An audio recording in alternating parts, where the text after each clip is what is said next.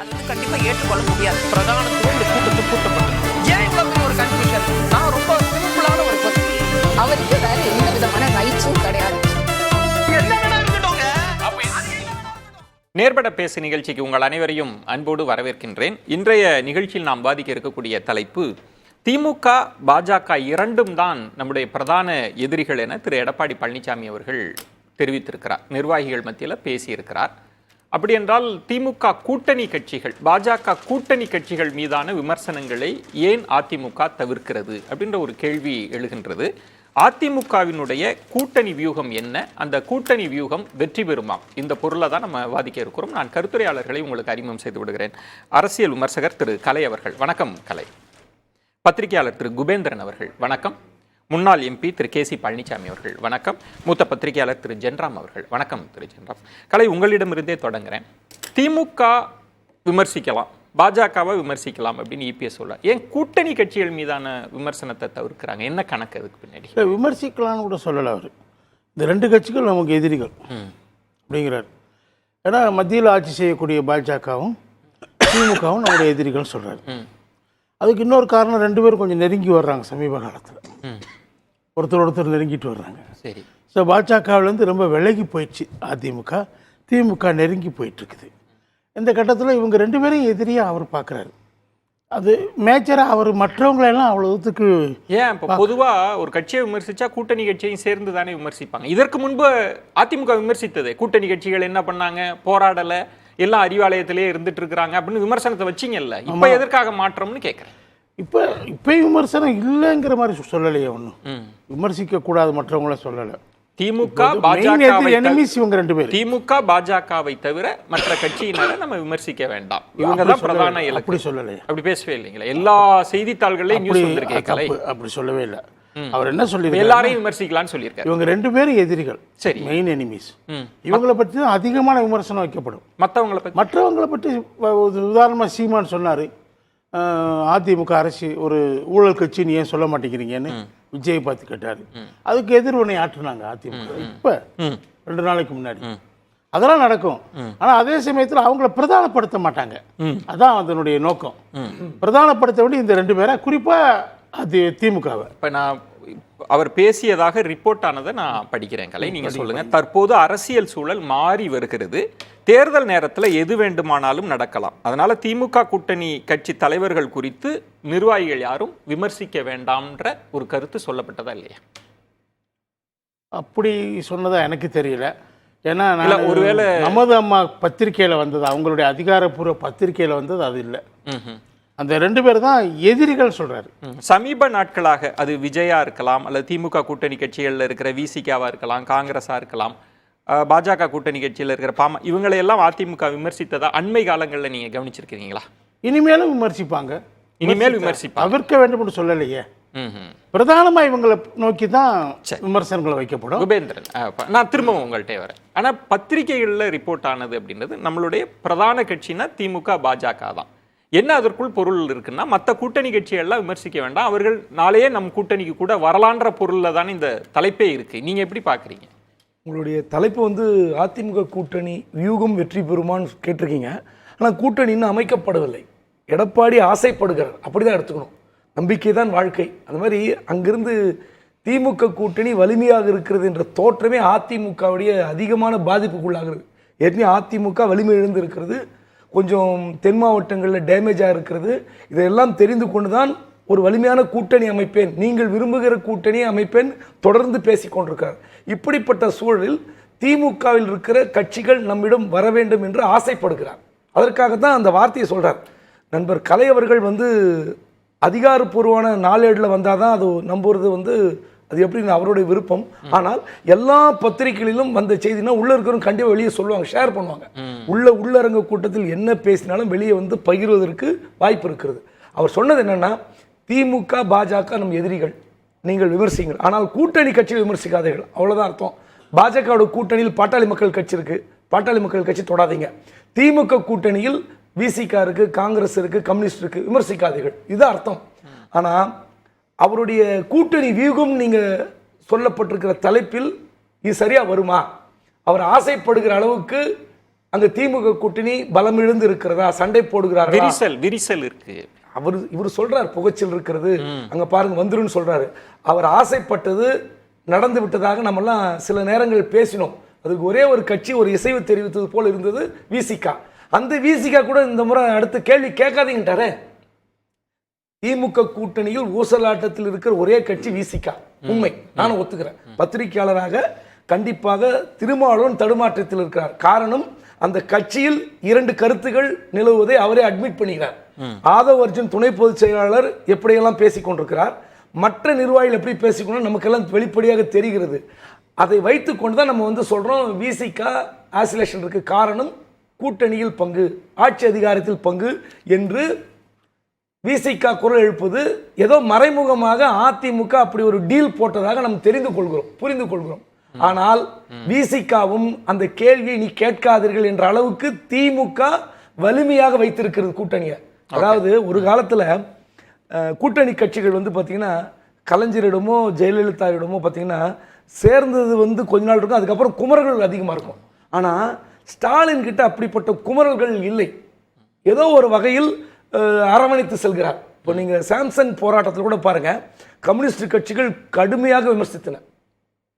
அதாவது இந்த சிஐடியு சங்கத்தினுடைய தலைவராக இருக்கிற சவுந்தரராஜன் பேசிய பேச்சு திமுக தரப்பை உச்சபட்ச கோபத்தில் ஆழ்த்தியது. ஆனால் ஒருத்தர் கூட ரியாக்ட் பண்ணல. ஆனால் அந்த சாம்சங் தொழிற்சாலை பிரச்சனை முடித்து வைத்து விட்டதாக போய் நன்றி சொல்கிறார்கள். அந்த அளவுக்கு கூட்டணியை ரொம்ப சாமர்த்தியமா கையாளுறாங்க. கலைஞர் அளவுக்கு ஜெயலலிதா விட ஒரு கூட்டணி கட்சி வெளியே விடக்கூடாத அளவுக்கு ஸ்டாலின் நகர்த்தி கொண்டு செல்கிறார். இப்படிப்பட்ட சூழல்ல தான் நம்ம வந்து இவருடைய கூட்டணி வியூகம் வெற்றி பெறுமான்னு கேட்கிறோம். நீங்க ஆசைன்றீங்க, ஒரு ஆசைப்படுறார், அது வாய்ப்பு இல்ல சொல்ல முடியாது. வெறும் ஆசைன்ற இந்த நிமிடம் ஒரே ஆசைதான். இப்ப நீங்க மெகா கூட்டணி, இப்ப நீங்க உள்ளரங்கள் பேசப்பட்டதான்ற ஒரு கேள்வியை எழுப்பலாம், அது உங்களுக்கான உரிமையா இருக்கு. பத்திரிகைகள் எல்லா பத்திரிகைகள்லையும் போட்டாங்க. அப்படி ஒரு மெகா கூட்டணின்னா முதல்ல திமுக கூட்டணி எல்லாம் அப்படி அசைச்சு பார்க்கறதுக்கான வாய்ப்பு இல்லை. ஏன்னா ரொம்ப திறம்பட முதல்வர் கையாளுறார் அப்படின்றது ஒண்ணு. பாமக தரப்பிலிருந்து அவங்க தரப்பும் நாங்கள் மீண்டும் பாஜக கூட்டணியில் இருப்பதை உறுதி செய்கிறோன்ற துணி அவங்கள்ட்டையும் இருக்குது. அப்படின்னா அப்போ கூட்டணி கணக்கு தான் என்ன? ஒன்லி ஆப்ஷன் விஜய் மட்டும்தான். இல்லை, அப்படி நீங்கள் இறுதியாக இப்போதைக்கு கூட்டணியை பற்றி அதை சொல்ல முடியாது. கூட்டணி என்பது தேர்தல் நேரத்தில் எப்பயுமே மாறிட்டு இருக்குது. பல கட்டங்கள் நம்ம பார்த்துருக்கோம். கடைசி ஒரு நாள் முன்னாடி கூட கூட்டணி மாறும், அதுக்கான வாய்ப்புகள் இருக்குது. இப்போ கூட்டணியை பற்றி இறுதியாக எதுவுமே சொல்லல. 2000 திருமாவளவன் சொல்றது கூட என்ன விஷயம் இல்லை, நான் ஒரே ஒரு கேள்வி இருக்கலை. 2019க்கு முன்பு வரை இது பேசப்பட்டது, இதெல்லாம் உண்மை. குபேந்திரன் அவர்களே சொல்றாங்க. 2019க்கு பிறகு ஒவ்வொரு தேர்தல் காலகட்டத்திலையும் எல்லாருமே இதை சொல்லியிருக்காங்க, இந்த கணக்கு மாறப்போகுது, கடைசி நேரத்தில் மாறிடும். அப்படி ஒண்ணுமே நடக்கல. 24 வரைக்கும் ஒண்ணுமே நடக்கலையா திமுக கூட்டணியில்? நடக்கல. ஆனால் சமீபத்தில் அங்கே புகைச்சல் இருக்கா இல்லையா, மாற்று முரண்பட்ட கருத்துக்கள் வந்துகிட்டு இருக்கா இல்லையா? இல்லைன்னு நீங்க சொல்லுவீங்களா? இல்ல, ரெண்டு சொல்ல முடியுமா? இல்ல, இப்ப நீங்க வந்து தேர்தல்களில் இல்லாத புகைச்சலும் முரண்பாடுகளும் இப்ப வந்திருக்கா இல்ல? இல்ல, சரியா சொன்னீங்க. இல்ல இல்ல, நீங்க சொல்றதுதான். நீங்க தேர்தலை அரசியலை ரொம்ப நுணுக்கமா பாக்குறவங்க. அப்படி சலசலப்பு வரக்கூடிய அவர்கள் தான். அவங்க நினைச்சா 2 டோரை ஓபன் பண்ணி கூட வைக்க முடியும். அவர்களே வந்து யூகத்திற்கு இன்னும் கதவுகள்லாம் திறந்து வைக்க முடியும். அப்படி யாருமே இல்லை. எல்லாருமே கூட்டணியை உறுதி செய்யறாங்க. விஜய் அதிகாரத்தில் பங்குன்னா திமுக ரியாக்ட் பண்ணல, அந்த கோரிக்கை எழுப்பின விசிகா ரியாக்ட் பண்ணுது. கூட்டணியை உறுதி செய்யக்கூடிய இறுதிப்படுத்தக்கூடிய நேரம் இது வல்ல. அதான் நான் முதல்ல கடைசி நேரத்தில் மாற்றம் வந்துடும். மாற்றம் இப்போ உதாரணமா நீங்க சொல்ற திருமாவளவன் அவர்களே, அவர் கட்சியில் 2 கருத்துக்கள் இருக்குன்னு நண்பர் குபேந்திரன் சொன்னார். உண்மை, 2 பேர் முரண்பட்ட கருத்துக்கள் இருக்குது. திமுக போகணும், அதிகாரத்தில் பங்கு இருக்கக்கூடிய கட்சியோட தான் கூட்டணி என்பது. 2 ஆதவ் அர்ஜுனா ஒரு தரப்புல இருந்து சொல்றார், மத்த எல்லா எம்எல்ஏக்கள் எம்பிக்கள் மட்டும் இருக்காருங்க. தலைவர் முடிவு எடுத்துட்டாருங்க. திருமாவளவன் இப்போ என்ன சொல்றாரு, நான் திமுகவோட நாங்க உறுதிப்படுத்தி விட்டோம் சொல்லியிருக்காரு. ஆனா அதே சமயத்தோட மனசாட்சி ஆதவ் அர்ஜுன் என்ன பேசுறாரு? ஏங்க, மனசாட்சி எல்லாம் நீங்களா கொடுக்குற அடைமொழிங்க. அவரா சொல்லியிருக்காரு மனசாட்சி. அவர் சொல்ல மாட்டாருங்க. நீங்களா மனசாட்சி தான் பேசுன்னு சொல்வாரா? அவர் ஒரு கருத்து சொல்றாரு. கலை, நான் என்ன கேக்குறேன், இல்ல கலை, நீங்க ஒரு விவாதத்துல ஒரு கருத்து சொல்றீங்க. அவரோடு களம் கண்டவர்கள், தேர்தல் அரசியலே வேண்டாம்னு சொன்ன போது கூட களம் கண்ட அத்தனை தளபதிகள் அவர் பக்கத்துல இருக்கிறாங்க. ஆனா அவங்களையெல்லாம் விட்டுட்டு நீ உங்களுக்கு தோதான ஒருத்தரை இவர் தான் ஒரு மனசாட்சின்னு நீங்க எப்படி சொல்றீங்க? அவர் பேசுறாரு, அவர் பேசுறதுனால அவர் மனசாட்சி மாறுபட்ட டோட்டலா இவருடைய கருத்துக்கு மாறுபட்ட கருத்துக்கள் அவர் சொல்லிக்கிட்டே இருக்கிறாரு. அது மனசாட்சின்னு எப்படி சொல்றீங்கன்னு கேட்கிறேன். அது காரணம் நான் ஏன் சொல்றேன்னா, 2 கருத்துக்கள் இருக்குது. பிசிகால அந்த 2 கருத்துக்கும் தீனி போட வேண்டிய அவசியம் திரும்ப அவர்களுக்கு இருக்குது. சரி, ஒன்று நேரடியாக அவரே ஒரு கருத்துக்கு ஆதரவா பேசுறாரு, இன்னொரு அவர் மனசாட்சியை விட்டு இன்னொரு எது வேண்டுமானாலும் தீனி போடக்கூடிய வேலையை செய்யறாரு நான் சொல்றேன். அதனால அதை நீங்க ஏன் இப்படி ஒரு ஆதரவரிச்சு தொடர்ந்து இவருடைய கருத்துக்கு எதிராக பேசுறதுக்கு ஏன் அனுமதிக்கிறார்? ஜெனரம் இபிஎஸ் அவர்களோட ஸ்டேட்மெண்ட் உள்ளுப்ப குபேந்திரன் அவர்கள் சொன்ன மாதிரி நம்ம சொல்லிடுற ஒரே விஷயம் அர்த்தப்படுத்துறோம் சொல்றாங்க. நீங்க எவ்வளவு ஒவ்வொருத்தரும் அர்த்தப்படுத்தலாம், ஒரு ஸ்டேட்மெண்ட்டை வச்சுக்கிட்டு ஒவ்வொருத்தரும் வேற வேற அர்த்தங்களை புனையலாம், அது ஒன்றும் பிரச்சனை கிடையாது. அவங்க மன ஒப்பக்கூடிய விஷயத்துல இப்ப கூட்டணின்றத இடத்துல பேசலாமே. என்ன அதிமுகவோட கூட்டணி கணக்கு தான் என்ன? கூட்டணி கணக்கு இப்போதைக்கு எதுவுமே இல்லைன்னு சொல்லிட்டாங்க அவங்க. நாங்க தேர்தல் நடத்தி தான் கூட்டணி பற்றி மெகா கூட்டணினா யாரு? மெகா கூட்டணி ஒவ்வொருத்தரும் முயற்சி எடுப்பாங்க. மெகா கூட்டணிங்கிற லட்சியம் அது கிடைக்கும். இப்போதைக்கு தேமுதிக நிச்சயம்ன்றீங்க? தேமுதிக நிச்சயம் இப்போதைக்கு ஏன்னா இருக்கிறாங்க அதுல. சரி, விஜய் கூட சொல்றாரு நான் கூட்டணி ஆட்சிக்கே நான் தயாரா இருக்கிறேன்னு சொல்றாரு. ஓகே, அதுல இப்ப அவர் யாரோட போவாரு, அவரை யாரை நோக்கி அந்த கருத்துக்களை முன்வைக்கிறாரு பார்க்கலாம். யாரை பிளான் பண்ணி இவங்கெல்லாம் வருவாங்க நம்மகிட்ட வாய்ப்பு இருக்குன்னு சொல்லி யாரை அவர் குறிவைத்து அந்த கணக்கை சொல்றாரு. ஓகே, அதுல அதிமுகவும் இருக்குதா அப்படிங்கிற கொஸ்டின் இருக்குது. ஜென்ரம் காலச்சூழல் மாறி இருக்கா அப்படின்னு திரு இபிஎஸ் சொன்னதுல அரசியல் சூழல் இப்படி மாறி இருக்குன்ற ஒரு தன்மை, அதற்கு முன்பு அந்த கூட்டணிக்குள் திமுக கூட்டணிக்குள் புகைச்சல் இருக்கு அப்படின்ற ஒரு தன்மையும், இன்னைக்கு அதிமுகவினுடைய கூட்டணி கணக்கு ஸ்ட்ராட்டஜியா நீங்க எப்படி புரிஞ்சுக்கிறீங்க? நான் அதை ஸ்ட்ராட்டஜி கணக்காகவே பார்க்கல, திசை தெரியாமல் தடுமாறி கொண்டிருக்கிறார்கள் அப்படின்னு பார்க்குறேன். கூட்டணி கட்சிகளுக்காக தவம் இருக்கிறார்கள், காத்திருக்கிறார்கள் அப்படின்னு பார்க்குறேன். ரெண்டு வாரத்துக்கு முன்னாடி கூட 2 வாரம் கூட ஆகலை, அதாவது தனித்து போட்டியிட்ட ஒரே கட்சி அதிமுக தான். திமுக கூட்டணி காட்சிகளை நம்பி இருக்கிறது, தனித்து நிற்க முடியுமா திமுகவால் அப்படின்னு கேட்டாங்க. அப்போது தனியாக தான் நிற்க போகிறாங்களா அப்படின்னு ஒரு தோற்றத்தை கொடுத்தாங்க. இன்றைக்கு கூட்டணி கட்சிகள் அங்கேருந்து வரும், அவங்கள பற்றி யாரும் எந்த வார்த்தையும் சொல்லிடாதீங்க அப்படின்னு காத்திருக்கிறாங்க. அந்த கூட்டணி கட்சிகளுக்காக காத்திருக்கிறாங்க. ஏன் காத்திருப்பு வியூகம்னு ஏன் பார்க்க மாட்டீங்க? எதிராளியை பலவீனப்படுத்துகிற ராஜதந்திரம்னு ஏன் நீங்கள் பார்க்க மாட்டீங்க? அதை அதற்கு அறிகுறியே இல்லையா? அவங்க வாரத்துக்கு ஒரு நாள் அல்லது 10 நாளைக்கு ஒரு நாள் நாங்கள் இந்த கூட்டணியை விட்டு வெளியில் போக மாட்டோம்னு நெஞ்சை கிழிச்சு காட்டிக்கிட்டே இருக்கிறாங்களே. இருந்தாலும் இன்னும் 1.5 வருஷ காலம் இருக்கு, அதுக்குள்ள அவங்க வெளியில வந்துருவாங்க. மனசாட்சி விசிக மனசாட்சி பேச ஆரம்பிச்சிட்டாங்க, திருமாவோட மனசாட்சி பேச ஆரம்பிச்சிட்டு. திருமாவளவன் பல இடங்கள்ல சொல்லியிருக்காரு, இது விசிகாவினுடைய கருத்து என்பது நான் சொல்லும் கருத்து மட்டுமே அப்படின்னு சொல்லியிருக்காரு. அப்படி சொல்லிக்கிட்டே இருக்காரு, உங்க இன்டர்வியூஸ்ல கூட சொல்லியிருக்காருன்னு நினைக்கிறேன். நான் சொல்றதுதான் விசிகாவினுடைய நிலைப்பாடு, அது வரைக்கும் கட்சியில் இருக்கக்கூடியவர்கள் அவங்க கருத்தை சொல்லிட்டு இருப்பாங்க அப்படின்னு சொல்லி. அதை ஊசலாட்டமா நீங்க பார்க்கலையா? கட்சிக்குள் ஒரு ஊசலாட்டம், அதை நான் அனுமதிக்கிறேன்னு அவர் சொல்லிட்டார்ல. கட்சிக்குள்ள அவங்க பேசுவதை நான் அனுமதிக்கிறேன்னு சொல்லிட்டாரு, அவங்க பேசுறாங்க. ஒரே விஷயம், சனாதனத்தை நாங்கள் ஆதரிக்கிறோம் யாராவது பேசினா அனுமதிப்பாரா? சொந்த கருத்து ஒன்று கட்சிக்கு அடிப்படை கொள்கைகளாக கட்சிகள் நினைக்கக்கூடிய விஷயங்கள்ல மாற்று கருத்துக்களை பெரும்பாலும் எந்த கட்சியும் அனுமதிக்காது. ஆனால் செயல் உத்திகளில் இருக்கக்கூடிய விஷயங்கள்ல கருத்துக்களை மாற்று கருத்துக்களை அனுமதிக்கிறாங்க. எல்லா கட்சிகளையும் அதிகாரத்தில் பங்கு என்பது அடிப்படை தத்துவம் உங்களுக்கு. 90 காலம் கனியலன்றாங்களே, அது இப்போதைக்கு பேச அடிப்படை தத்துவமா இல்லையா? அது அடிப்படை தத்துவம் சொல்லாதீங்க, தத்துவம்லாம் கிடையாது. ஆட்சியில பங்கு வேணும்னு சொல்றது கொள்கையா? கலை கருத்துங்க, அது அடிப்படை கருத்தா இல்லையா? கலை தத்துவமா இருக்க முடியுமான்ற கருத்தா இல்லையா? அடிப்படை கருத்தா இல்லையா? அவங்க சொல்லிட்டு இருக்காரு கொஞ்சம் கலை மாதிரி விவரம் தெரிந்தவர்களே கூட கொள்கை கோட்பாடுகளுக்கும் செயல் உத்திகளுக்கும் இடையில வேறுபாடு தெரியாம இருக்கிறாங்கன்னு சொல்றது எனக்கு அதிர்ச்சியாக இருக்குது, கவலையாக இருக்குது. கொள்கை தாங்க செயல்பாட்டுக்கு வருது. இல்ல இப்ப திரு ஜென்ராம், நம்ம அரசியலா பேசுறப்போ இப்போ ஒண்ணு பாஜக நெருங்கி வருது. அவங்க ஏன் திசை தெரியாம இருக்கிறாங்கன்னா 2024 தேர்தலுக்கு முன்னால திமுக கூட்டணியில் இருக்கக்கூடிய கட்சிகள் எல்லாம் என்ன அடிமை சாசனம் வெளியே கொடுத்துட்டாங்களா அப்படின்னு கேட்டாங்க. யாரு? எடப்பாடி பழனிசாமி உள்ளிட்ட அதிமுக தலைவர்கள். ஏன் எதை பற்றியும் எதிர்வினையை ஆற்ற மாட்டேங்க, கடும் சொற்களால ஏன் எதுக்கு எதிர்வினையை ஆற்ற மாட்டேங்கிறாங்க அப்படின்னு சொன்னாரு. இப்போ அவங்க எதிர்வினைகள் சில பிரச்சனைகளுக்கு ஆற்றிய உடனே அங்க புகைச்சல் வந்துடுச்சு அப்படின்னு சொல்றாரு. அப்ப இது மக்களுடைய பிரச்சனைகளுக்காக அவங்க பேசுறதாக அவரால் நினைக்க முடியல. அங்க மாற்று கருத்து பேசிட்டாலே அது புகைச்சல், உடையும் வாய்ப்பு வந்துடுச்சுன்னு சொல்ற மாதிரி ஆகுது. இப்படி அவர் மாற்றி பேசுவதாக நான் இன்னொரு விஷயம் என்ன பாக்குறேன்னா, இப்போ திமுகவும் பாஜகவும் தான் எதிரின்னு சொல்றாரு. 2024 தேர்தலின் போது என்ன சொன்னாரு? தேசிய கட்சிகளால தமிழ்நாட்டுக்கு எந்த விதமான பலனும் இல்லை. திமுக காங்கிரஸும் பாஜகவும் தமிழ்நாட்டுக்கு எந்த நன்மையும் கொடுக்க போறதே இல்லை. அதனால திமுக எங்களுக்கு எதிரி, அவங்க 2 பேரையும் நாங்க பத்தி பேசவே மாட்டோம் அப்படின்னு சொன்னாரு.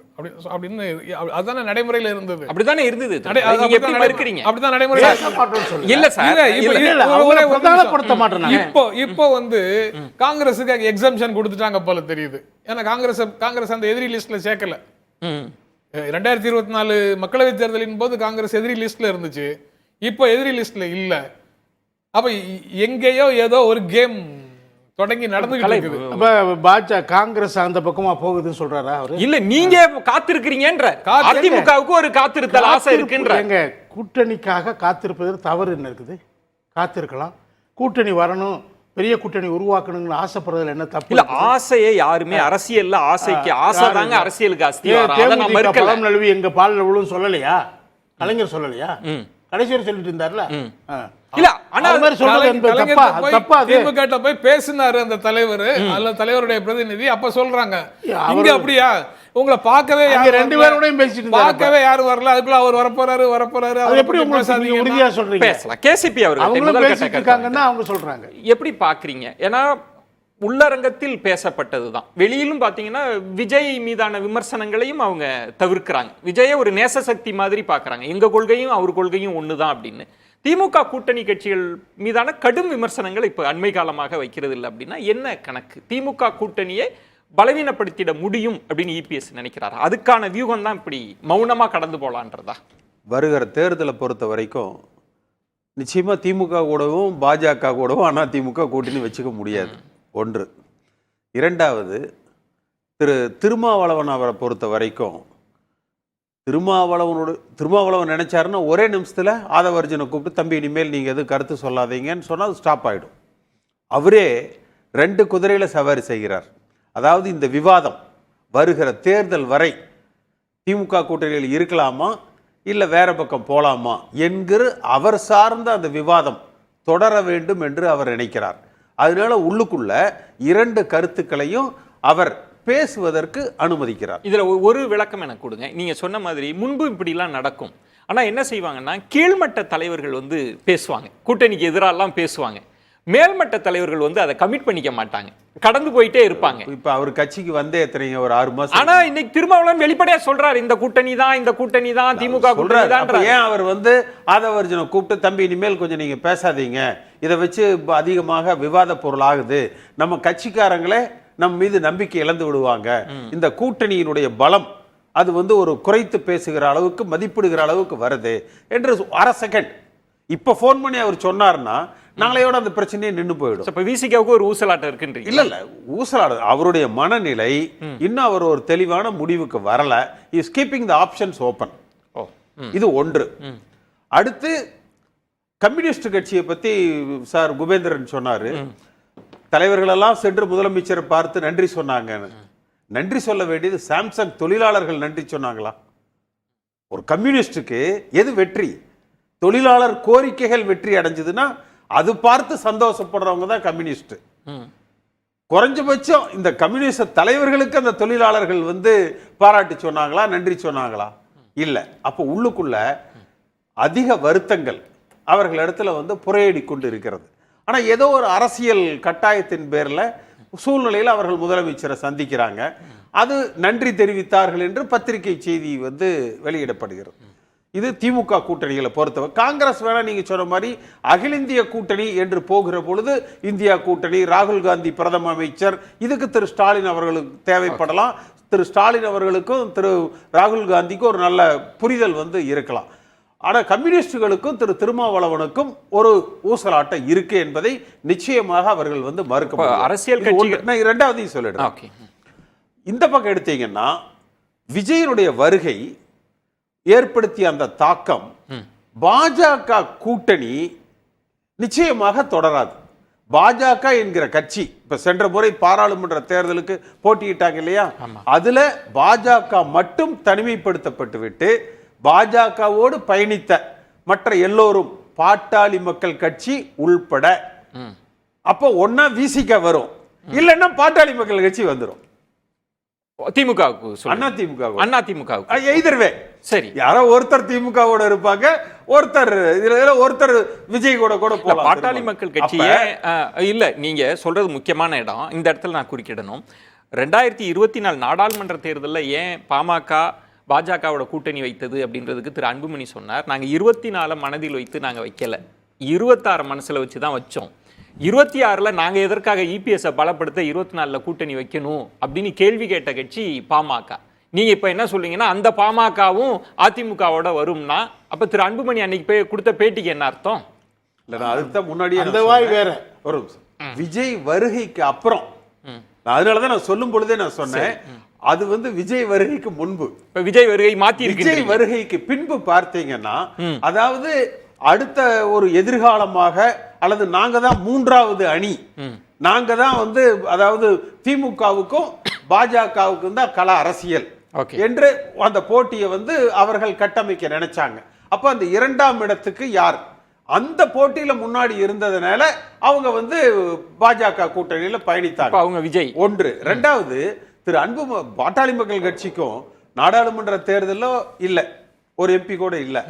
சட்டமன்ற தேர்தலையாவது ஒரு குறைஞ்சது 10 சீட்டு கொடுத்தா ஒரு 5 சீட்ல ஜெயிக்கக்கூடிய வாய்ப்பை அவர்கள் பெற்றாங்க. அப்படி அது விஜய் கட்சி காணாம இல்ல. இப்ப நீங்க சொல்றது அப்ப அந்த இடத்துல அதிமுகவோட வியூகம் என்ன ஆகுது? இல்ல, அந்த இடத்துக்கு நீங்க அதிமுகவையே விட்டுருங்க, அடுத்தவர்களுடைய கட்டாய சூழ்நிலைகள் என்னங்கறத நம்ம முதல்ல பார்ப்போம். அப்ப பாட்டாளி மக்கள் கட்சிக்கு ஒன்னா திமுக கூட போகணும், இல்லைன்னா அண்ணா திமுக கூட போகணும். சரி, திருமாவளவன் திமுக கூட இருந்தா பாட்டாளி மக்கள் கட்சி அங்க போக முடியாது, அவங்க அண்ணா திமுக கூட வந்துருவாங்க. பாட்டாளி மக்கள் கட்சி திமுக கூட போச்சுன்னா திருமாவளவன் அண்ணா திமுக கூட வந்துருவார். சோ இப்படிதான் அப்ப நிச்சயம் அப்ப கூட்டணிங்கிறது பேசிக்கா ஒரு ஸ்ட்ரக்சர் இல்ல. இப்ப நீங்க திரும்பவும் சொல்றேன், விஜய் வந்ததனால் எதற்காக பாமக அதிமுகவோடு போகணும்? அந்த வாக்கு பாதிப்பு யாராருக்கெல்லாம் வருது, இப்ப யாரெல்லாம் பதறாங்க? திருமாவளவன் ஏன் பதறாரு? அவருடைய வாக்கு வங்கி பாதிக்குது. சீமான் ஏன் கதறாரு? அவருடைய வாக்கு வங்கி பாதிக்குது. விஜய் வருகை பாஜக தனிமைப்படுத்தப்பட்டு விடும். நான் சொல்றேன், அண்ணாமலை வைத்து அண்ணாமலைக்காக ஒரு இளைஞர் பட்டாளம் இவங்க என்ன அதிகமாக அந்த ஓவர் ப்ரொஜெக்ட் பண்ணாங்க இல்லையா, அப்ப அது பாதிக்கப்படும். விஜய் அதிமுக கூட்டணி அமைய வாய்ப்பு இருக்குமா? இல்ல, அது விஜய் கூட்டணி ஆட்சி, தன் தலைமையில் ஆட்சி என்று அவர் இந்த தன்னுடைய அந்த மாநாட்டில் பேசியிருக்காரு. அந்த நிலைப்பாடுகள் எல்லாம் இறங்கி அதிமுக ஆட்சி அமைக்கும் அப்படின்னு சொல்லி என்பதை அவர் ஏற்றுக்கொண்டால், என்பதை விஜய் ஏற்றுக்கொண்டால், அதிமுக தலைமையில் ஆட்சி என்று ஏற்றுக்கொண்டால் அதற்கும் வாய்ப்பு இருக்கலாம். ஏன்னா இப்ப அவர் கட்சியினுடைய ஒரு துவக்க மாநாடு, முதல் நாள் கல்யாணத்துக்கு நிறைய பேர் வருவாங்க, அதுக்கப்புறம் வீட்டுல குழப்ப வரையில யாரும் பக்கத்துல இருக்க மாட்டாங்க. குபேந்திரன், இப்ப விஜய் வருகைக்கு பிறகு அப்படின்றப்ப இதற்கு முன்பே என்ன சொல்லப்பட்டதுன்னா திமுக அணி பலமாக இருக்கிறது, இன்னொரு புறம் போட்டி இருந்தது அதிமுகவா பாஜக அணியான்னு, அதுல மாற்றங்கள் வரும். அப்ப திமுக அணிக்குள்ளேயே ஒரு சிறு சேதாரம்லாம் இருக்கும்ன்றது எப்படி எடுத்துக்கிறீங்க? திமுக கூட்டணி உடையுமா உடையாதான்னு இப்ப சொல்லவே முடியாது. கூட்டணி ஸ்ட்ராங்கா இருக்கு. இந்த நிமிடம் வரை அந்த கூட்டணி உடைவதற்கு வாய்ப்பில்லை. ஒன்று. ரெண்டாவது, விஜய்க்கு வருகைக்கு பிறகு விஜய் இப்போ ஒரே ஆப்ஷன் கூட்டணி ஆட்சின்னு தயாரிட்டார். மாநாட்டில் என்ன வேணா பேசலாம். சரத்குமார் கட்சி கூட நடத்தும்போது முதலமைச்சராக தான் சொல்லுவாங்க. எல்லா கட்சியும் எந்த கட்சியும் எவ்வளோ ஓட்டு வங்கி இருப்பதெல்லாம் நமக்கு தெரியாது. எல்லா கட்சிக்கும் ஆசைன்னா நாங்கள் முதலமைச்சராகணும் சொல்லுவாங்க. ஆனால் மாநாட்டில் பேசுவதற்காக எல்லாம் அதிமுக விட்டு தராது. கண்டிப்பாக அதிமுக இருக்க ஒரே ஆப்ஷன், ஃபர்ஸ்ட் ஆப்ஷன் விஜய் தான், வேறு எந்த ஆப்ஷனும் கிடையாது. அவருக்கு நிறைய ஏபிசி DEF வரலையும் வச்சிருப்பார் எடப்பாடி, நிறைய ஆப்ஷன் இருக்கு. ஆனால் அவருக்கு இருக்கிற ஒரே ஆப்ஷன் விஜய். ஃபர்ஸ்ட் விஜய் விட்டால் அதன் பிறகு மற்ற கட்சிகளை பார்த்து கொள்ளலாம். பாட்டாளி மக்கள் கட்சி வருமா வராதா என்பது 2025 அன்புமணியோட MP பதவி காலாவதி ஆகிற போதுதான் முடிவு செய்யப்படும். அவர் பாஜகவில் MP பெறுவாரா அல்லது அதிமுக MP தருமா? ஸோ இப்போ அந்த காலகட்டத்தில் இருக்கு. ஒருவேளை 2026 நீங்க சொன்னீங்கல்ல, நாங்கள் பாஜகவோடு தான் பயணிப்போம், கூட்டணி ஆட்சியில் இன்னைக்கு பேட்டி கொடுத்திருக்காரு. அவர் அந்த திட்டத்தில் இருந்தால் நமக்கு இப்போது சொல்ல தெரியாது. ஆனால் MP யார் தருகிறார்கள்? அதிமுக தரப்போகிறதா அல்லது பாஜக தரப்போகிறதா? அதே நேரத்தில் பாஜக MP தருவதாக இருந்தால் அப்போதான் பாட்டாளி மக்கள் கட்சி ஒரு சிறப்பான விளையாட்டை தொடங்கி இப்ப வைக்க. நீங்க சொல்றதுல குபேந்திரன் எப்படி பார்த்தாலும் 26ல வந்து பாஜக அணி பலவீனப்பட போகுதா இல்லையான்ற கேள்விதான் இருக்குமே தவிர திமுக அணி அப்படியே தான் இருக்க போகுது. இந்த நிமிடம் வரைக்கும் அப்படிதான் இருக்க போகுதுன்றதா அவங்க பார்வையா? ஆமா, நிச்சயமா திமுக அப்படிதான் இருக்கும். ஏன்னா பாட்டாளி மக்கள் கட்சி பாஜகவோட இருந்தது. ஆனால் 10.5% கூட்டணி வைத்த போதே வட மாவட்டத்தில் அதிமுக பாமக கூட்டணி வெற்றி பெறல. அப்போ மீண்டும் வந்து அவங்களுக்கு என்ன ஒரு தயக்கம் இருக்குன்னா, இந்த 10.5% கொடுத்த கட்சிக்கு ஏன் வட மாவட்டத்தில் அந்த சமூகம் ஓட்டு போடவில்லை, இந்த கேள்வி இருக்கு. இதை முடிச்சிடறேன். இப்போ இவருக்கு இருக்கிற ஆப்ஷன், நான் சொன்ன முதல் ஆப்ஷன் விஜய் தான், அவ்வளவுதான். ரெண்டாவது ஆப்ஷன் கூட்டணி ஆட்சியில் பங்கு என்று வெளிப்படையாக அறிவிக்கிறார்னு வச்சுங்களேன். அப்ப அந்த நேரத்துல விசிக பேரம் பேசலாம். ஆனா அதுக்கு கூடுதல் சீட்டு கொடுங்கன்னு திமுக கிட்ட சொல்லி, அப்படி கூட்டணி ஆட்சியில் பங்குன்னு இதுவரைக்கும் முதல்லயே எதிர்த்த கட்சி அதிமுக. இப்ப நீங்க அப்படி வந்துட்டீங்கனாலே நீங்க பலவீனமா இருக்கீங்கன்னு ஒத்துக்கிட்டது மாதிரி ஆயிடுமே. அதிமுக அந்த தவறை செஞ்சிருச்சுன்னா பர்செப்ஷன் பேட்டில் விழுந்துருச்சு அதிமுக. இந்த நிமிடம் வரை அதிமுக பலவீனமா தான் இருக்கு, யாருமே இல்லை. பாருங்க, நீங்க 2021 சட்டமன்ற தேர்தலில் அதிமுக பாமக பாஜக எல்லாம் இருந்தாங்க, ஓபிஎஸ் இருந்தார். அப்போ இவ்வளவு பேர் இருந்துமே அந்த ஆட்சி வந்து கைப்பற்ற முடியல, தோல்வி அடைந்திருக்கிறது ஒன்று. இப்போ அதிமுக பலவீனம் அடைந்திருப்பதால் அவர் திரும்ப திரும்ப சொல்றாரு. இதுல முடிச்சிடறேன். அடுத்து அவர் இப்ப கூட்டணி வியூகத்துக்கு சொன்னீங்கல்ல, காங்கிரஸ்க்கு வந்து காங்கிரஸ் எதிரியா இல்லையான்னு முடிவு செய்யலன்னு ஒரே ஒரு விஷயத்தை நான் தெளிவுபடுத்துறேன். 2019 காங்கிரஸ்ல யாருமே சொல்லாத அந்த வார்த்தையை பிரதமர் என்று சொல்லி அறிவித்த கட்சி திமுக. 2024 இருக்கு. 2029 இங்க 25 சீட்டா 35 சீட்டாலாம் கணக்கே கிடையாது. ராகுல் காந்திக்கு டெல்லி தான் இலக்கு. அப்ப அந்த மாதிரி காலகட்டத்தில் திமுக விட்டு காங்கிரஸ் வருவதற்கு வாய்ப்பே இல்லை. எங்க குறுக்கிட நானே சொன்னேன். அதாவது சென்ற 2021ல 40 தொகுதிகளில் பார்த்தீங்கன்னா வாக்கு வித்தியாசம் 10,000க்கு கீழே. 40 தொகுதிகளில் 25 தொகுதிகளில் 5,000க்கு கீழே, 15 தொகுதிகள் வந்து 10,000க்கு கீழே. அப்போ 10,000 வாக்கு வித்தியாசத்துக்கு கீழே இருந்தது 40 தொகுதிகள். ஒன்று. ரெண்டாவது, முதலமைச்சர் திரு ஸ்டாலின் அவர்கள் 2 நாளைக்கு முன்னாடி கோவையில் பேசியிருப்பார். அவரோட பேச்சு முழுக்க எடுத்து போட்டு பாருங்க. இந்த 3.5 ஆண்டு காலத்தில் எங்களது சாதனைகள் இந்த மாவட்டத்துக்கு இது அப்படின்னு எதையாவது சொல்லியிருக்காரான்னு பாருங்க. அடுத்த தேர்தலுக்கு உண்டான தேர்தல் அறிக்கையாக நாங்கள் இதை செய்ய போகிறோம் அதை செய்ய போகிறோம் என்று அவர் பூரா அறிவிச்சிருப்பார். இந்த அதே மாதிரி அவர் திறப்பு விழா செய்தது முழுக்க அதிமுக ஆட்சி காலத்துல துவக்கப்பட்ட வருஷத்துல அவர் எதுவுமே நிறைவேற்றல. அப்ப இந்த 10,000 ஓட்டுக்கு கீழே இருந்தது பாருங்க, இந்த 40 தொகுதிகள், அந்த ஆன்டி இன்கம்பன்சி வந்து அதிமுகவுக்கு சாதகமாக வந்து இருக்கும். அடுத்து விஜயால அந்த மைனாரிட்டி வாக்குகள் வந்து திமுகவுக்கு இன்றைய பலமே அந்த மைனாரிட்டி ஓட்டு வந்து பல்கா அவர்களுக்கு வந்து கிடைச்சிட்டு விஜய் ஸ்ப்ளிட் பண்ணுவார். அத வந்து விஜய் வந்து பிளந்துருவார். ஒன்று, விஜய் அதிமுக கூட சேரணுங்கிற அவசியமே கிடையாது. அவர் தனிச்சு நின்னாலே திமுகவுடைய பலம் வந்து குறைஞ்சு போயிடும், திமுக கூட்டணிகளுடைய பலம் வந்து குறைஞ்சிரும். ராமாயணத்துல இதுக்கே பதில் வாங்கிறேன். வாலியை எதிர்த்து போட்டியிடுறவங்களுக்கு பாதி பலம் போயிருன்ற மாதிரி விஜய் தனிச்சு நின்னாலே திமுக பலம் போயிடும். பாரதிய ஜனதா கட்சியை எதிர்த்து நிற்கக்கூடிய கட்சிகள்ல யார் வலிமையாக இருக்கிறார்கள் அப்படிங்கிறத தான் பார்த்துட்டு வாக்களிப்பார்கள். தேர்வு டெஸ்ட் மெய்ப்பிக்கப்படாத கட்சிகளை நம்பி யாரும் வாக்களிக்க போவது இல்லை. அதனால மைனாரிட்டிஸ் ஓட்டு விஜய்க்காக வந்துடும், இஸ்லாமியர்கள் மாறிடுவாங்க, கிறிஸ்தவர்கள் மாறிடுவாங்க அப்படிங்கிறது எல்லாம் 2024 அதிமுக போட்ட கற்பனை கணக்குகள் தான். அது 2026 நடக்க போறது இல்லை. அதுக்கு பிறகு திமுக கூட்டணிக்குள்ள எந்த விதமான சலசலப்பும் இல்லை. அது இன்னும் 1.5 வருஷம் இருக்கு, அதுக்குள்ள ஏதாவது நடக்கும்னு எதிர்பார்த்து காத்திருக்கிறார்கள், புதிய சந்தேகங்களை விதைக்கிறார்கள். அப்படி ஏதே முரண்பாடுகள் இருந்ததுன்னா அந்த முரண்பாடுகளை தூண்டி குளிர்காய முடியுமான்னு பாக்குறாங்க, யாரையாவது கொண்டு வர முடியுமான்னு பார்க்கிறாங்களே தவிர இது வரைக்கும் எந்த விதமான சலசலப்பும் இல்லை. விசிகே சிபிஐ சிபிஎம் அவங்க யாரும் வந்து அந்த கூட்டணியை விட்டுட்டு வெளியில வர மாட்டாங்க. நீங்க அங்க கொடுக்கிற சீட்டை விட கூட 3 சீட் 4 சீட் கொடுத்தாலும் அது எல்லாம் எம்எல்ஏக்காக மாறக்கூடிய சீட்டுகள் இல்ல, போட்டியிடுவதற்கான சீட்டு தான். ஜெயிக்கிறதா தான் ஜெயிக்கிற சீட்டு, அங்க கொடுக்கிற சீட்டு எல்லாம் ஜெயிக்கிறதுக்கு வாய்ப்பு இருக்கு. அவங்க கொஞ்சம் விஜிலண்டா இருந்தாங்கன்னா ஜெயிக்கிறதுக்கு வாய்ப்பு இருக்கு. 21ல இருந்த நிலைமையை விட திமுக வலிமையாக இருக்கிறது. கோயம்புத்தூர் மாவட்டத்துக்குன்னு எதையும் செய்யலையா இருக்கலாம், நண்பர் சொல்ற மாதிரி, கேசிபி சொல்ற மாதிரி. ஆனா மாநிலம் முழுவதுமான மக்களுக்கு செய்யக்கூடிய அனைத்து திட்டங்களும் கோயம்புத்தூருக்கும் சேர்த்து தானே பயன்படுது. ஓகே, கலை உங்க கருத்தை சொல்லிடுங்க, நான் பிரேக் அப்புறம் கட்டாயம் வரேன். கலை நீங்க சொல்லிடுங்க. அதாவது இது ஜென்ராம் சாருடைய விஸ்ஃபுல் திங்கிங் தான்.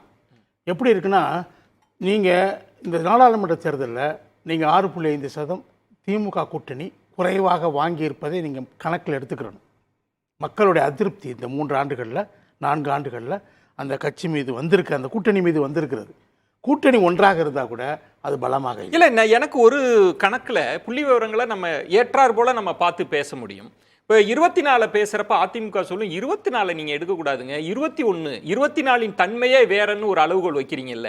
ஆனால் 24 மட்டும் திமுகவுக்கு மட்டும் 26 சேர்த்து எப்படி வைக்கிறீங்க? 26 சேர்த்து வைக்கலங்க. நான் 19க்கும் 24க்கும் நாடாளுமன்ற தேர்தலுக்கும் அது ராகுல் மீதான எதிர்ப்பா இருக்கலாமே, அது ஏன் திமுகவுக்கு எதிர்ப்புன்றீங்க? கூட்டணி தான் நான் பேசுனேன். கூட்டணிக்கு வாக்கு குறைந்து இருக்கிறது. கமலஹாசன் அங்கே போயிருக்காரு, 3.5% வாக்குகள் 2019 வாங்கின கமலஹாசன் அந்த அணியில போய் சேர்ந்திருக்காரு. அதையும் நீ சேர்த்தனா 10%. அது இயல்பாகவே வராதே. கமலினுடைய வாக்குகளே திமுக எதிர்ப்பு வாக்குகள் தானே, அது எப்படி திரும்பவும் அங்க போகும்? அவ போய் சேர்ந்தாலும் கூட போக மாட்டாங்களா? எப்படி போவாங்க சார்? 1% கூட போகாதா? 1% வேணா வச்சுக்கலாமே. அப்ப 7.5% திமுக எதிர்ப்புல உருவானது தானே. ரைட்டுங்க, 7.5% போயிடுச்சு. உங்க கூட்டணியினுடைய மொத்த வாக்கு வங்கி 7.5% எங்க போச்சு? அது எங்க போச்சு நான் கேட்கிறேன். அதிமுக போல பாஜக தான் போய். அதிமுக வாக்கு எங்க போச்சு? யார்கிட்ட போச்சு?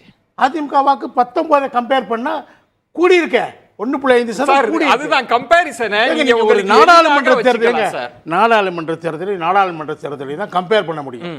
நீங்க சட்டமன்ற தேர்தல் நீ கம்பேர் பண்ண, நான் சொல்றேன் 2019 பாஜக இது அதிமுக கூட்டணி வாங்கின வாக்குகள் மொத்தம் 30%. 2021 சட்டமன்ற தேர்தலில் எடப்பாடியை முதல்வராக முன்னிறுத்தின தேர்தலில் அந்த கூட்டணி வாங்கினது 40%. தேமுதிக அப்ப இருந்துச்சு, இப்ப இல்ல. அதுதான் நான் சொல்றேன். 24 ஏன் இப்ப எடுக்கிறீங்க? உதாரணத்துக்கு 21 தானே எடுக்கிறீங்க. 21 தானே அதிமுகவுக்கு சாதகமாக இருந்ததுன்னு எடுக்கிறீங்க. அதை சொன்னா நாடாளுமன்ற தேர்தலையும் சட்டமன்ற தேர்தலையும் அடுத்தடுத்து நடந்த தேர்தல்கள் கணக்குகளை எடுத்தா நீங்க திரும்ப 24க்கு வாங்குறீங்க. தனியா 2016 அதிமுக வாங்கிய வாக்குகள் என்ன? பெரிய கூட்டணியோட அதிமுக 2021 வாங்கிய வாக்குகள் என்ன? சொல்லுங்க சார், இத சொல்லுங்க. தனியா வாங்கின வாக்குகள் 10 ஆண்டுகள் அவங்களுடைய ஆன்டி இன்கம்பன்சி இருந்துச்சு. 10 ஆண்டுகள் ஆன்டி இன்கம்பன்சி இருந்துச்சு. எடப்பாடி தலைமையிலான அவங்க பாஜகவோட இணைந்ததனால தான் பின் வாங்குனாங்க. ஒரு இடைவேளைக்கு பிறகு பாஜகவோட இணையல் என்ன? சரி, எடப்பாடி முன்னெடுத்தபோது கூட வாக்கு. நீங்க சொல்றது கலை, இந்த எதிர்ப்பு உணர்ச்சி, அரசுக்கு எதிரான எதிர்ப்பலை அதிமுகவுக்கு கை கொடுக்குன்னு சொல்ல வரீங்க, அதானே சொல்ல வந்தது? இப்ப இந்த அரசுக்கு எதிராக ஒரு எதிர்ப்பாளர் கண்டிப்பா பேசலாம். ஒரு அதிருப்தி வாக்குகள் அவங்க கவர்றதுக்கு முயற்சி பண்றாங்க. குபேந்திரன், முன்பே குறுக்கிட விரும்புனீங்க, எந்த கருத்துக்கு குறுக்கிட விரும்புனீங்க? கோவை மாவட்டத்திற்கு திமுகவில் என்ன செஞ்சாங்களா கேட்டாரு. இப்போ தமிழ்நாடு முழுவதும் நலத்திட்ட உதவிகளை நம்பி தான் திமுக தொடர்கிறது. நீங்கள் பார்த்தீங்கன்னா அதிமுகவுக்கு தான் பெண்கள் ஓட்டு அதிகமாக கிடைக்கும், குறிப்பாக எம்ஜிஆர், அதன் பிறகு ஜெயலலிதா. ஆனால் முதல் முறையாக இந்த இலவச பஸ் பயணம், இந்த 1000 ரூபாய் உரிமை தொகை, அப்புறம் கல்லூரி மாணவர்களுக்கு இந்த 1000 ரூபாய், இதெல்லாம் பார்க்கும்போது கண்டிப்பாக இந்த நாடாளுமன்ற தேர்தலில் சர்வே எடுத்த சில ஏஜென்சிகளோட பணியாற்றிய அனுபவத்தில் சொல்கிறேன், முதன் முறையாக அதிமுக விட திமுக அதிக பெண்கள் வாக்கு இருக்குது. ஸோ இது மாநிலம் முழுவதும் பறந்து கிடக்கிற வாக்கு வங்கி திமுகவுக்கு 1%, 2% கூடுதலாக கிடைத்திருக்கு. ஒன்று. ரெண்டாவது, நீங்கள் கோயம்புத்தூரில் முதலமைச்சர் ஸ்டாலின் ஒரு வார்த்தையை பயன்படுத்தினார். உண்மையிலே எனக்கு தெரிந்தது ரொம்ப மிகுந்த பலமான குறியீடு.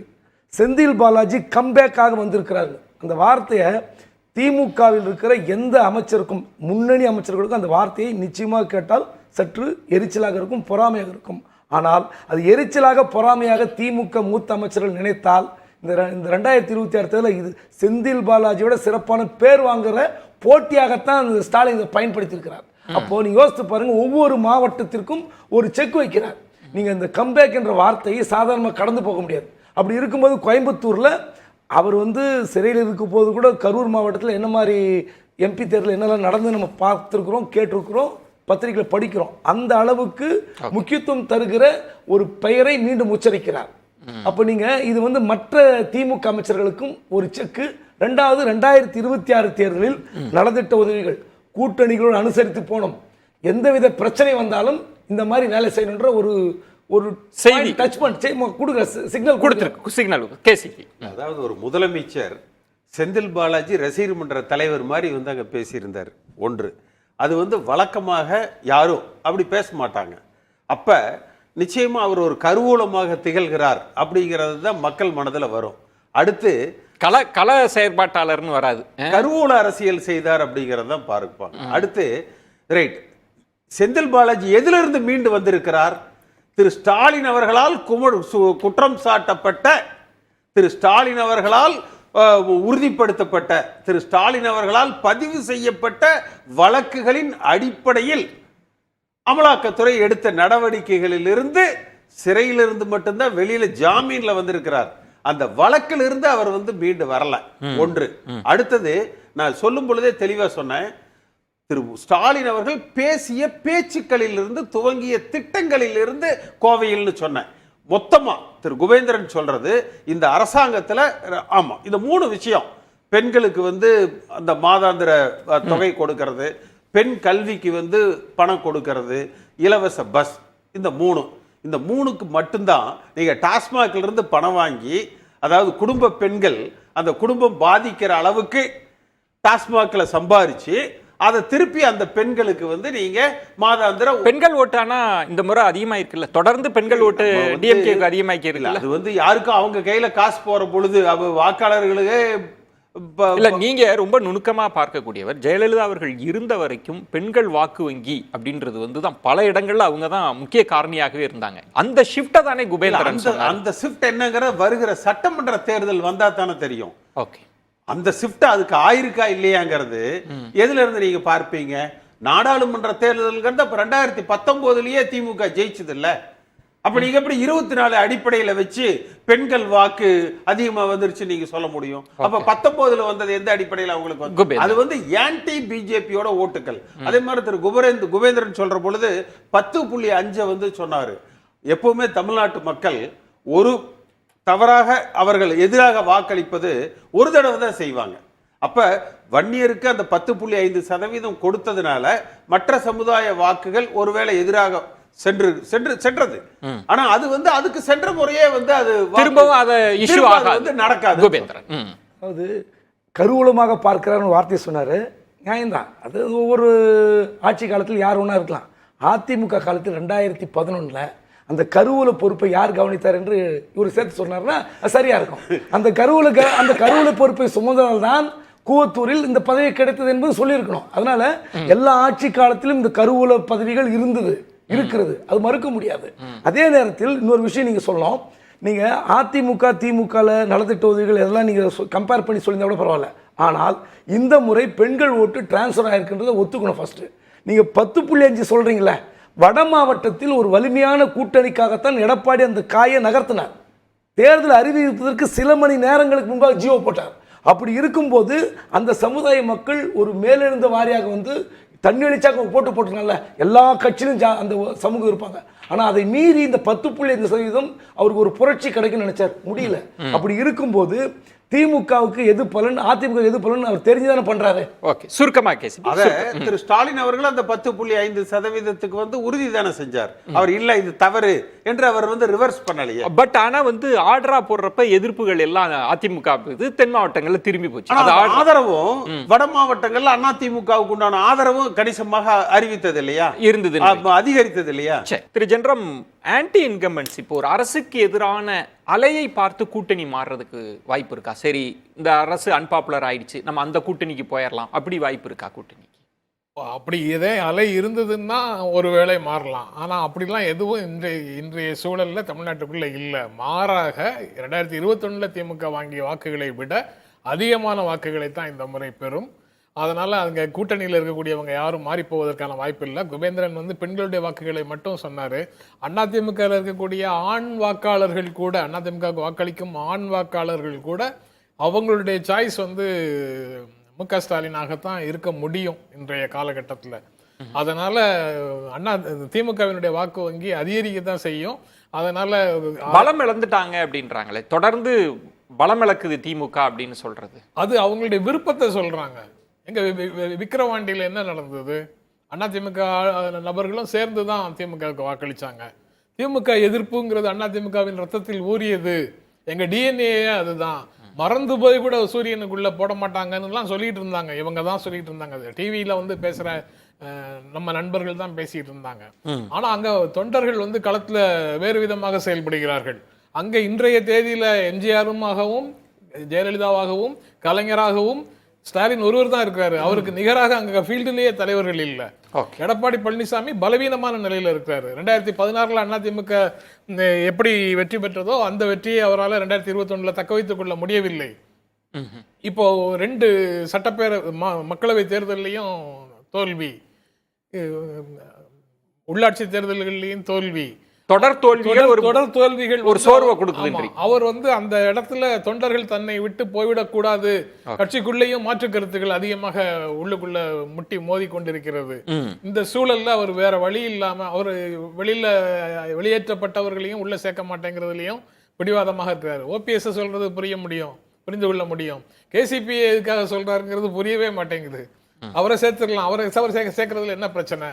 கலை இல்ல ஆசை மெகா கூட்டணின்றது ஆசை இருக்குன்னா, பெண்கள் வாக்குகள் திமுக அதிகமாக இருக்குன்னா அதுக்கு காரணம் அந்த 1000 ரூபா உரிமை தொகைன்னா, ஒவ்வொரு பெண் தலைவியின் மீது குடும்ப தலைவி மீதும் 5000 ரூபா கட்டணங்கள் உயர்த்தப்பட்டிருக்குது. அதை அவங்க பார்க்க மாட்டாங்களா? பஸ் பயணத்தை இதை மட்டும்தான் நினைப்பாங்களா? இந்த 1000 ரூபா கொடுக்கறது பெண்கள் புதுமை பெண் திட்டத்தில் என்னென்ன போகுது? புதுமை ஆண்களுக்கும் கொடுக்க ஆரம்பிச்சிருக்காங்க. இது வரல, லேப்டாப் இல்லை, பல்வேறு விஷயங்கள் மறுக்கப்பட்டிருக்கு. திருமண உதவித்தொகை இல்லை, இது இந்த கருவுற்ற தாய்மார்களுக்கான பேர்கால உதவித்தொகை இல்லை, ஆடு மாடு கோழிகள் கொடுப்பது இல்லை, எவ்வளவு திட்டங்கள். நீங்க அரசுக்கு எதிரான அந்த மனநிலை போதுன்றீங்க. அரசுக்கு எதிரான விஷயங்கள் நிறுத்தப்பட்டிருக்கு. அரசுக்கு எதிராக போக ஆரம்பிச்சிட்டாங்க மக்கள். அதான் நான் திரும்ப நீங்க சொல்ற கலை குறைவா வாங்குறீங்க. நான் சொல்றேன், அது எங்க போச்சு? பாஜக போச்சு. அதுதான் அது திமுகவுடைய கணக்கு. அதனால என்ன நினைக்கிறாங்க அவங்க, பாஜக இந்து வாக்குகள் நம்மகிட்ட இருந்து பிரிச்சிருச்சுன்னு அவங்களுக்கு பயம் வந்ததுனால முருகனுக்கு காவடி எடுத்தாங்க. காவடி எடுத்தோன்னு என்னாச்சு?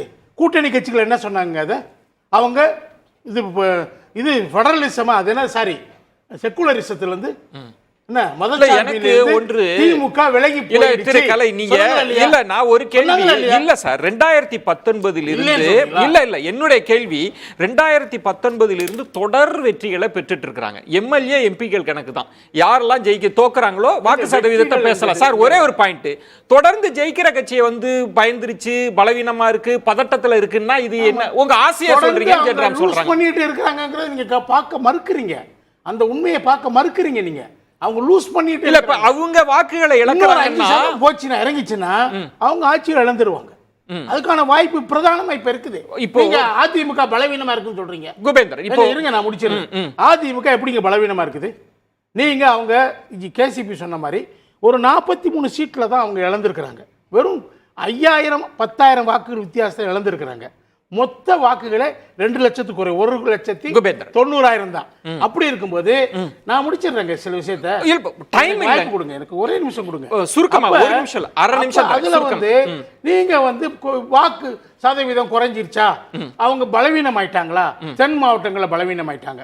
அப்படி இல்லை, நாடாளுமன்ற தேர்தலில் தென் மாவட்டங்கள் மட்டும் கிடையாது, கோவையிலே பலவீனமானாங்க. அதே சமயத்துல அந்த சமுதாயத்தை நோக்கி தான் பாயிண்ட் என்னன்னா, சமுதாயத்தை வச்சு தான் பேசுறாரு. அதாவது இல்ல கலை, நம்ம தலைப்புக்குள்ள நான் பாயிண்டடா நீங்க சொல்லுவது அரசுக்கு எதிரான அலையை அறுவடை செய்யற இடத்துல அதிமுக பலமா இருக்குன்றீங்க. குபேந்திரன் சுருக்கமா. திமுக ஆட்சிக்கு எதிராக அதிருப்திகள் இருக்கிறது மறுக்கல, கண்டிப்பாக இருக்கும். 5 வருட ஆளுங்கட்சியில பாலாறும் தேனாரும் ஓடினாலும் ஒரு சில அதிருப்திகள் நிலவும், நான் மறுக்கல. அதே நேரத்தில் ஓடினாலும் சொன்னேன். ரெண்டாவது இவர் சொன்னார்ல, எங்க அதிமுக பலவீனமா இருக்கு? அது எடப்பாடியை ஒப்புக்கொண்டார். சேலத்தில் கொடுத்த பேட்டியில் அதிமுக வாக்கு வங்கி சரிந்திருக்குன்னு ஒப்புக்கொண்டார். முதல் 2 முறை பேசிய பேச்சுக்கு அவரே மறுத்து விட்டார். 3வது விக்கிரவாண்டியில ஒரு பூத்துல 150 ஓட்டு, அந்த ஓட்டு வந்து முழுக்க முழுக்க வன்னியர் ஓட்டு. அந்த வில்லேஜில் வேற எந்த சமூக ஓட்டும் இல்லை. அந்த ஓட்டில் பூத் எடுத்து நான் நம்பர் தரேன் நாளைக்கு. அந்த ஓட்டில் 140 ஓட்டுகள் திமுக விழுந்திருக்கிறது. ஓட்டு மாறவே கூடாது என்ற இடத்தில் கூட திமுக வாக்கு விழுந்திருக்கிறது. தென் மாவட்டத்தில் ராமநாதபுரம் திமுக வாக்கு எங்க போச்சு? கட்சி கூட்டணி எங்க போச்சு வாக்குகள் சொல்லுங்க. சமீபத்தில் நடந்த தேர்தல் ராமநாதபுரத்திலும் தேனிலும் அதிமுகவுடைய சில பூத்துகளில் ஒரு ஓட்டு இருக்கு. அந்த பூத் கமிட்டி அரசாங்கத்துக்கு குறியீடு என்பது சட்டம் ஒழுங்கு மிக மோசம். ஒரு முதலமைச்சரே குட்கா, கூலிப் இது போன்றவைகள் எல்லாம் வந்து தன்னால கட்டுப்படுத்த முடியாம அதற்கு எதிர்ப்பு பிரச்சாரத்தை தான் நம்புறாரே ஒழிய அதை கட்டுப்படுத்துகிற காவல்துறை தன்வசம் ஒரே ஒரு வரிதான். காவல்துறை எடுக்கக்கூடிய நடவடிக்கைகளுக்கு கூடவே பிரச்சாரமும் தேவை என்ற அடிப்படையில தான் முதலமைச்சர் அந்த வேலையை கையில் எடுத்திருக்கிறாரு. அது தனியாகவும் பார்க்க வேண்டிய அவசியம். நன்றி. சிறப்பு விருந்தினர்களுக்கு நம்ம இன்னொரு தலைப்புல விரிவா பேசலாம். நன்றி, வணக்கம், நள்ளிரவாகட்டும். அது வந்து கண்டிப்பா ஏற்றுக்கொள்ள முடியாது. பிரதான